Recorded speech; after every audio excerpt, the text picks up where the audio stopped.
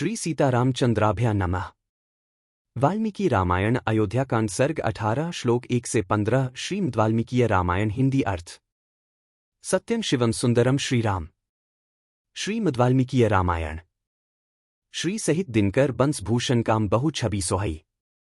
नव अंबुधर बरगात अंबर पीत सुर मन मोहई। मुकुटांग दादी विचित्र भूषण अंग अंगन ही प्रति सजे।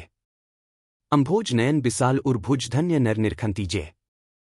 नमस्कार दोस्तों, स्वागत है वाल्मीकि रामायण की पवित्र श्रृंखला में। आज पढ़ेंगे अयोध्याकांड सर्ग 18 श्लोक 1 से 15। कैकेयी की चिंता, श्रीराम के वनगमन का असर और राज परिवार का दर्द इन श्लोकों में सजीव चित्रित है। पिछले एपिसोड में हमने जाना दशरथ जी का दुख, राज परिवार की वेदना, श्रीराम का स्मरण और नगर का भावपूर्ण वातावरण। आज के प्रसंग में अयोध्याकांड सर्ग 18 श्लोक 1 से 15। कैकेयी की चिंता, माता पिता की वेदना, पुत्र की मर्यादा और सत्यनिष्ठा का आदर्श। अष्टादश सर्ग। श्रीराम का कैकेयी से पिता के चिंतित होने का कारण पूछना और कैकेयी का कठोरतापूर्वक अपने मांगे हुए वरों का वृत्तांत बताकर श्रीराम को वनवास के लिए प्रेरित करना। सददशास्ने रामो विषण्णं पितरं शुभे।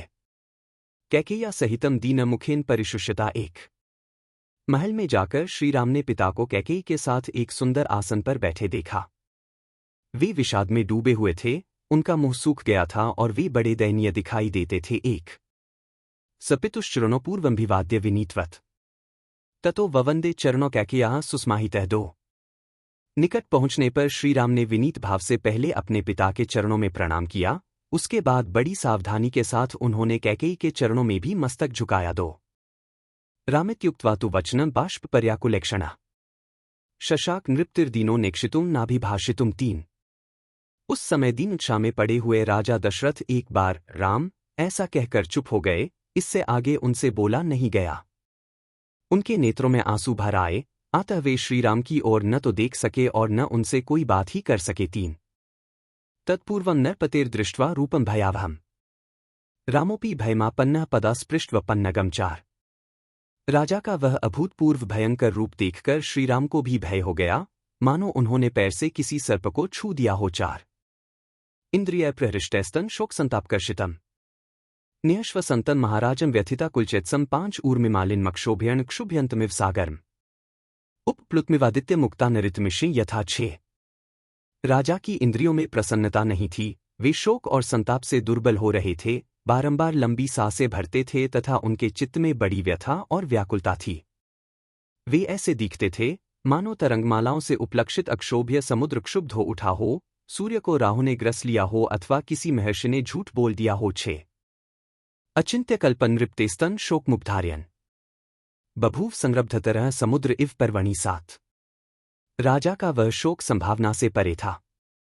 इस शोक का क्या कारण है, यह सोचते हुए श्री रामचंद्र जी पूर्णिमा के समुद्र की भांति अत्यंत विक्षुब्ध हो उठे। सात चिंतयामास चतुरो रामः पितृहिते रतः किंस्विद् प्रत्यभिनंदति। आठ पिता के हित में तत्पर रहने वाले परम चतुर श्रीराम सोचने लगे कि आज ही ऐसी क्या बात हो गई जिससे महाराज मुझसे प्रसन्न होकर बोलते नहीं हैं। आठ अन्यदा मां पिता दृष्ट्वा कुपितोपि प्रसीदति तस्य मामद्य संप्रेक्ष्य किमाया सह प्रवर्तते। नौ और दिन तो पिताजी कुपित होने पर भी मुझे देखते ही प्रसन्न हो जाते थे, आज मेरी ओर दृष्टिपात करके इन्हें क्लेश क्यों हो रहा है। नौ सदीन इव शोकार्ति विषण्णवदन द्वितीया कैकेयीमभिवादैव रामो वचन ब्रवीत। 10 यह सब सोचकर श्रीराम दीन से हो गए, शोक से कातर हो उठे, विषाद के कारण उनके मुख की कांति फीकी पड़ गई।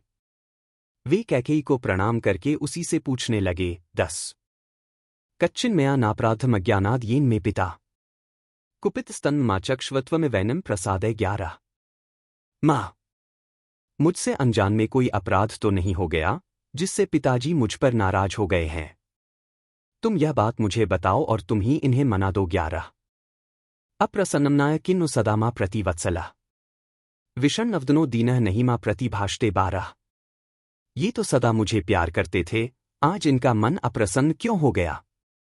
देखता हूं ये आज मुझसे बोलते तक नहीं हैं, इनके मुख पर विषाद छा रहा है और ये अत्यंत दुखी हो रहे हैं। 12 शारीरो मांसो वापी कच्चिदेनम न बाधते संतापो वाभितापो व दुर्लभन ही सदा सुखम तेरा।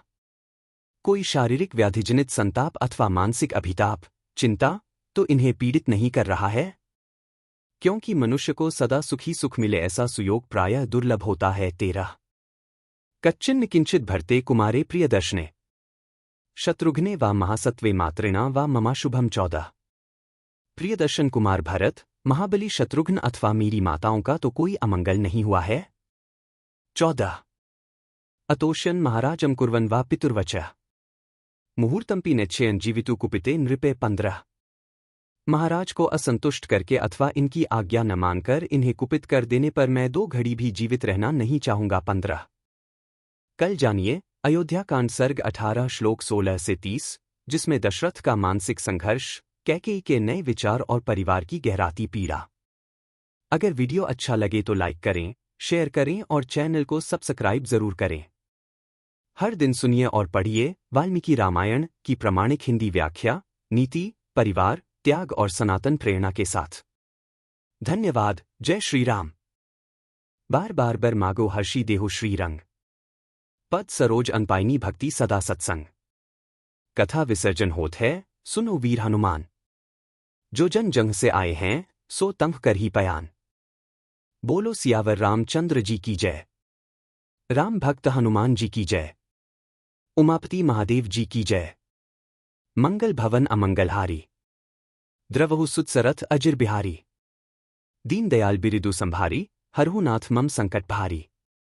जय सिया राम, जय जय सिया राम।